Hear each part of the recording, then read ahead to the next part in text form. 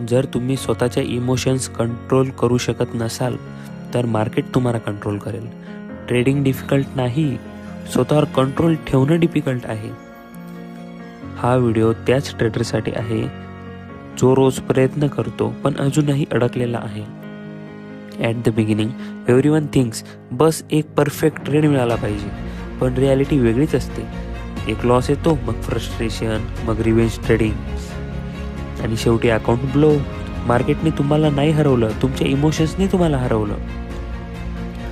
मग over trading, because you want action, no discipline, stop loss काढून टाकणं, कारण लॉस ॲक्सेप्ट करणं इगोला जड जातं. ग्रीड, कारण तुमचं आजच सर्व पाहिजे तुम्हाला.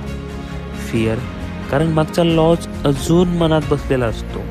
90% ट्रेडर्स मार्केटमुळे फेल नाही होत, ते स्वतःच्या सायकोलॉजीमुळे फेल होतात. प्रोफेशनल ट्रेडर्स परफेक्ट प्रेडिक्ट नाही करत, दे आर प्रिपेअर. ते रोज प्रॉफिट नाही म्हणत, प्रॉफिट नाही बघत, पण रोज रूल फॉलो करतात. One setup, fix risk, clear stop loss. त्यांना माहीत असतं एक ट्रेड काहीच ठरवू शकत नाही, कन्सिस्टन्सी सगळं ठरवते.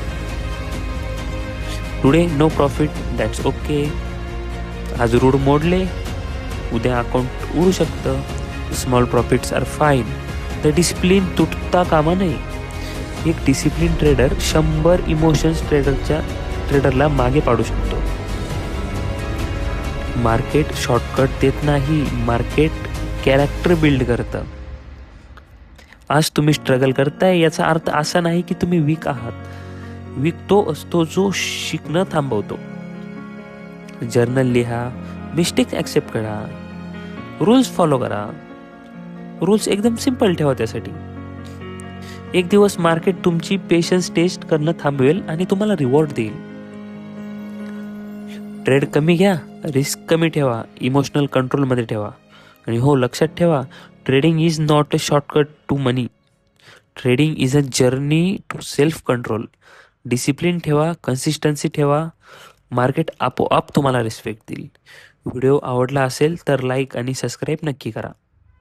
थँक्यू.